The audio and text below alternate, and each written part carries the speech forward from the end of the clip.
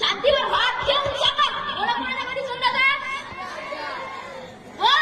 बाकीच्यांची वरात सळकेवर न दूर. तेव्हा तुम्ही रस्त्यावर बसल्या तर तुमची काही सोय नाही.